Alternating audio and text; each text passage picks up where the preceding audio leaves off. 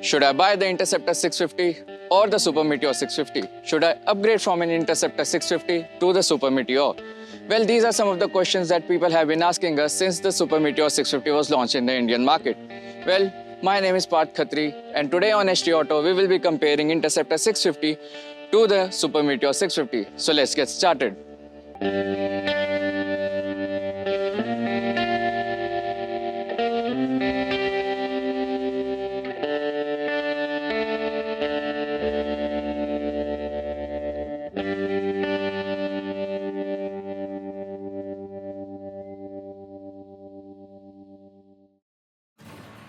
The Royal Enfield Interceptor and the Super Meteor 650 share the same brand ethos and the engine, but they couldn't be more different in appeal.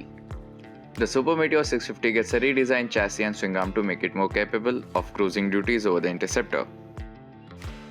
Visually too, both bikes are drastically different from each other. The Super Meteor 650 almost feels American, taking inspiration from the mighty V-twin cruisers of the West, while the Interceptor is more British in its appeal, also inspired by a certain street icon. The motorcycles do have a typical Royal Enfield look to them, which is instantly recognizable. The Super Meteor though has a more striking road presence, with its more sophisticated hardware as well as better fit and finish, shining through over the Interceptor. Now in terms of riding posture, the Super Meteor 650 is a proper cruiser. It gets forward set foot pegs with a heel and toe shifter. There is a wide and tall handlebar, so it's very comfy to ride on highways. The Interceptor 650 has a roadster type design. Now it gets slightly rear set foot pegs, and I have changed the handlebar to an aftermarket one. It's wider and taller than the stock handlebar. In terms of features, it is the Super Meteor 650 that is better equipped. It comes with a LED headlamp and tail lamp. The instrument cluster is now borrowed from the new Royal Enfields, but now it gets a black surround instead of a chrome one. There is also a tripper navigation system and adjustable levers on offer. Royal Enfield is also offering a USB port, but it's awkwardly positioned and a bit cumbersome to use. In comparison, the Interceptor 650 uses a halogen headlamp and tail lamp, while the old instrument cluster with a tachometer is basic. The Interceptor's rearview mirrors are slightly better and offer a better field of vision when compared to the ones on the Super Meteor. This is mainly because of the longer stems that the mirrors have. Moreover, the Super Meteor is equipped with alloy wheels, whereas the Interceptor still gets spoked wheels. Despite being on sale for 4 years now, the 650 twins do not get alloy wheels, even as an accessory. Here's hoping that changes with the Super Meteor's arrival. Where RE has made huge leaps is in build and paint quality. The Super Meteor 650 feels much superior to the Interceptor 650. The same goes for the hardware equipment on offer too. The Super Meteor 650 gets Showa USD forks in the front, whereas the Interceptor comes with telescopic forks. Both motorcycles have gas-charged twin shocks at the rear. Speaking of shocks, the ride quality on both motorcycles is not perfect.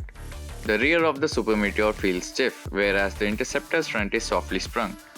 Despite that, the Interceptor is the better motorcycle when it comes to having fun in the corners. The shorter wheelbase and less weight than the Super Meteor makes a big difference. And for those concerned, the Super Meteor did not scrape anywhere on our test ride despite the low ground clearance of 135mm. Both motorcycles are equipped with a 320mm disc at the front, which offers enough stopping power but not a lot of feedback. At the rear, the Super Meteor gets a larger 300mm disc, whereas the Interceptor has to do with a 240mm disc. The Super Meteor clearly has the benefit of superior braking hardware, and it shows. However, it also weighs substantially more than the Interceptor. Both motorcycles use the same 648cc air oil cooled engine that produces 47 bhp and 52 Nm of peak torque, which undoubtedly remains the highlight of the package. However, Royal Enfield has tuned the engine of Super Meteor to suit its cruiser characteristics. The motor produces power and torque higher in the rev range. The vibration levels are slightly higher on the Super Meteor, and the on-off throttle transitions is also not as smooth as they are on the Interceptor. Having said that, these things should not concern you while cruising.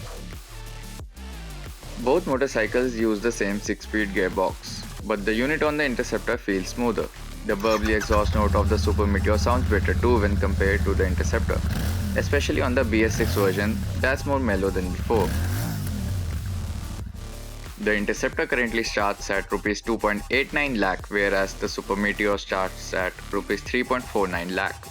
So there is a price difference of Rs 60,000 between the starting price of the two motorcycles. So if you are looking for a motorcycle for daily commutes and city usage and occasional touring, then the Interceptor 650 makes more sense for you. However, if you will be using the motorcycle only for cruising and you want a true blue cruiser, then the Super Meteor 650 is for you. Having said that, we would recommend that you take a test ride of both these motorcycles before taking a decision.